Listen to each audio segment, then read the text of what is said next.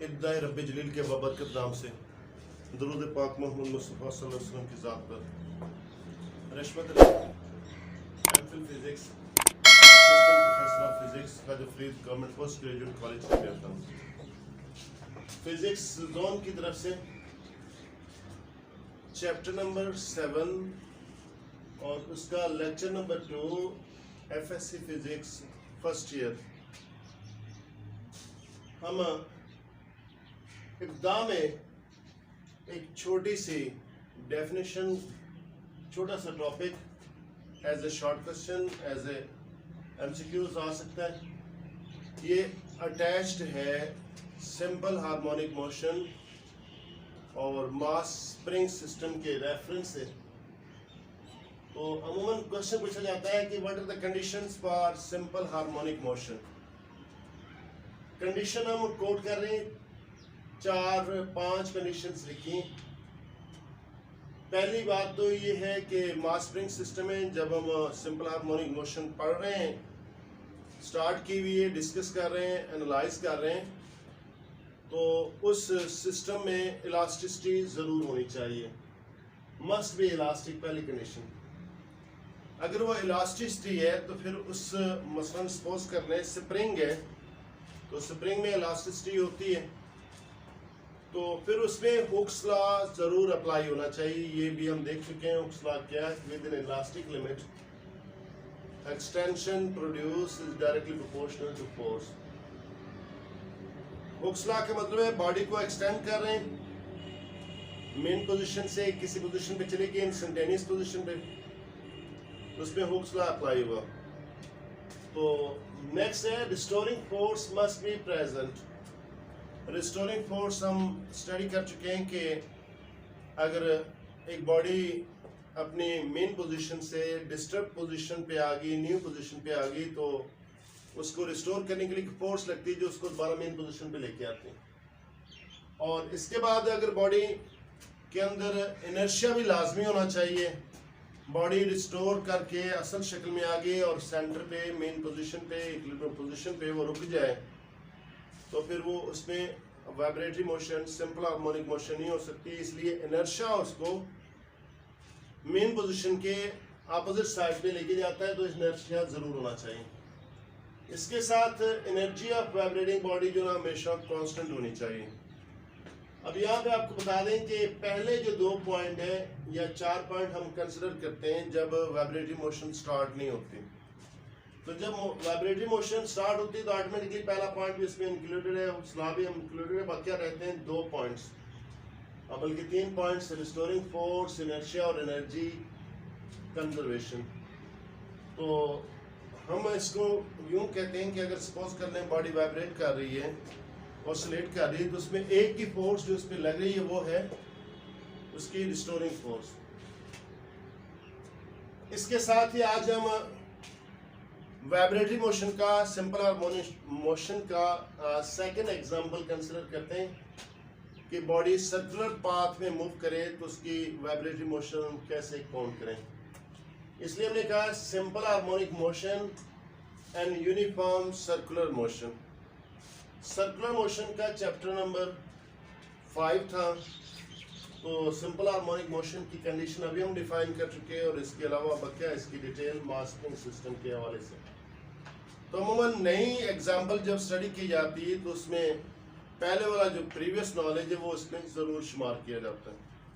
तो इस हवाले से अगर हम देखते हैं कि एक मास स्प्रिंग सिस्टम है, इसकी एक टिपिकल डेफिनेशन पे बाद में आना चाहता हूँ। सबसे पहले हम डिस्कस करना चाहते हैं मास स्प्रिंग सिस्टम। हम पहले डिस्कस कर गए।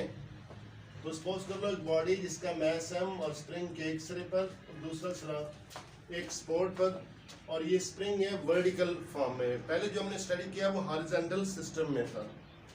तो ये अगर हम इसको पुल डाउन करें अपवर्ड या डाउनवर्ड, तो वैसे ये नॉर्मल इक्विलिब्रियम पोजीशन ए पर होगा।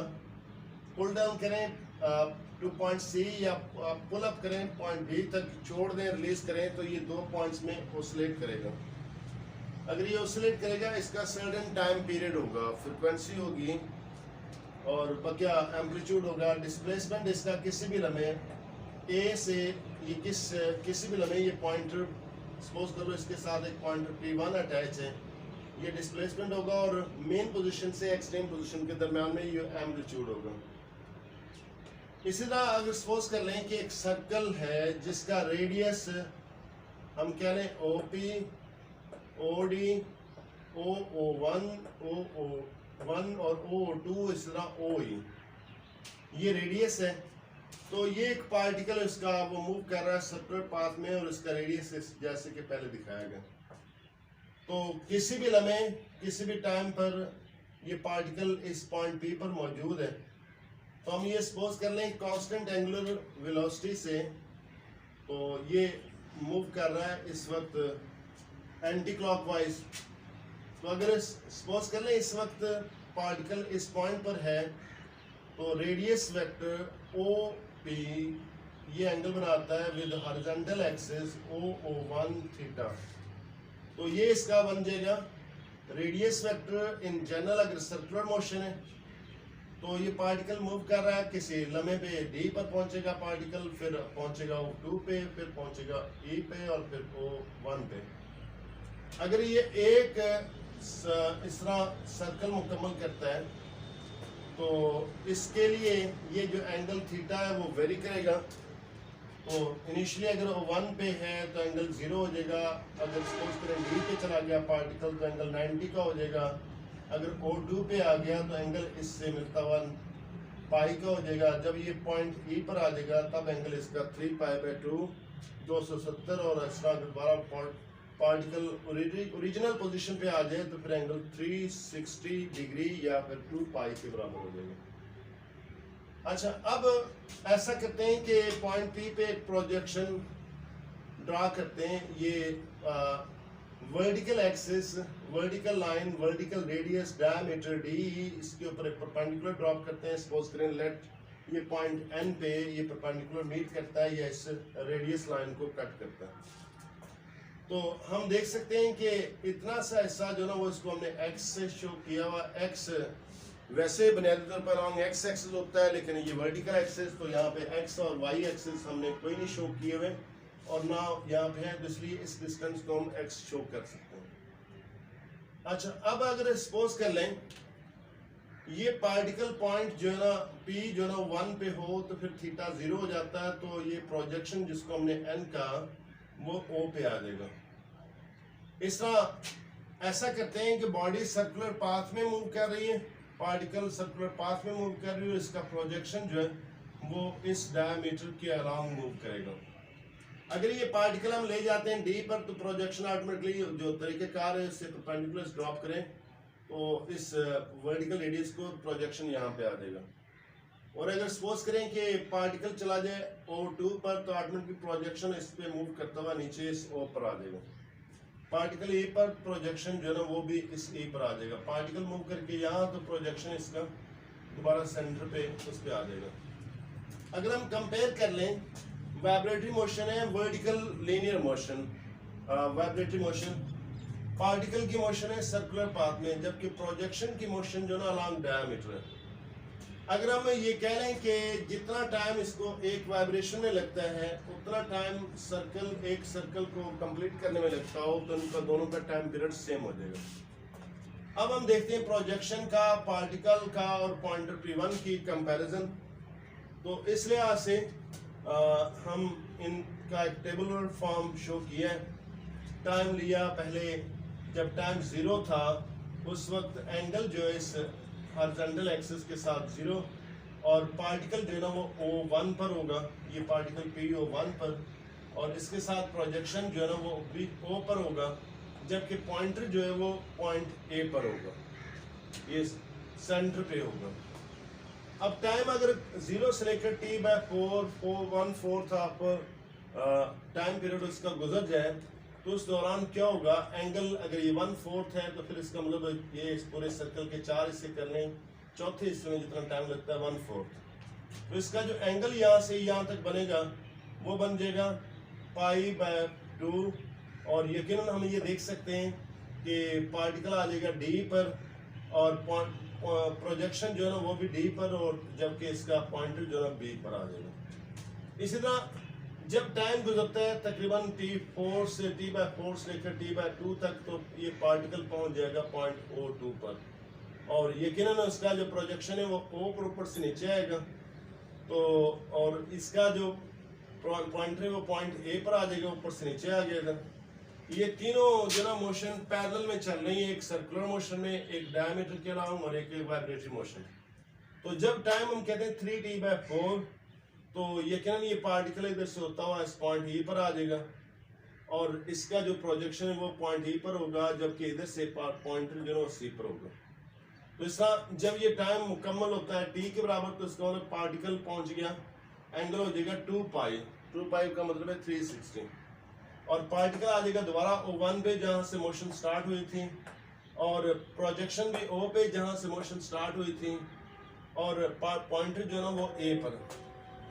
अगर ये हम ये कंपेयर कर लें, तो ये अगर एक वाइब्रेशन सर्कल मुकम्मल करता है, रोटेशन मुकम्मल करता है, तो इधर से जो पॉइंटर है और इधर प्रोजेक्शन जो ना दोनों पैरेलल में मूव करते हैं, अपवर्ड गए, फिर डाउनवर्ड आए मेन पोजीशन पे, फिर बिलो एक्सट्रीम पोजीशन पे, दोबारा उस जगह पे आ गए। जितना टाइम इस प्रोजेक्शन को टाइम लगा है सर्कल मुकम्मल करने को, उतना टाइम इस प्रोजेक्शन की वाइब्रेशन के लिए, उतना टाइम इस मास स्प्रिंग सिस्टम की ऑसिलेशन के लिए। तो दोनों का आप कह सकते हैं प्रोजेक्शन जो पार्टिकल है वो है एक्चुअल मोशन, प्रोजेक्शन एक आइडियलाइज्ड मोशन है। प्रोजेक्शन वैसे फिजिकली मौजूद नहीं, तो हम इसको कंसेप्ट की बुनियाद पर देख रहे हैं कि प्रोजेक्शन इसमें ऑसिलेट करेगा। तो ये इसकी ऑसिलेशन वैसी है जिस तरह के मास स्प्रिंग सिस्टम की। तो दूसरे लफ्ज़ों में हम कह सकते हैं कि प्रोजेक्शन की जो मोशन है वो मास स्प्रिंग सिस्टम की रेप्लिका है। अगर हम ये कंक्लूजन ड्रा करते हैं, तो इसका मतलब जो कैरेक्टरिस्टिक इधर से वर्टिकल मास स्प्रिंग सिस्टम से, वही कैरेक्टरिस्टिक इसमें वर्टिकल ऑसिलेशन मोशन से, तो लिहाजा हम कह सकते हैं कि प्रोजेक्शन का टाइम पीरियड भी वही होगा, जो इसका जो पैरामीटर उसके हैं वो भी इसके। इसमें सबसे एक अहम चीज़ ये ओमेगा हमने शेड किया हुआ है, ओमेगा हमने शेड किया हुआ, omega is a constant angular frequency.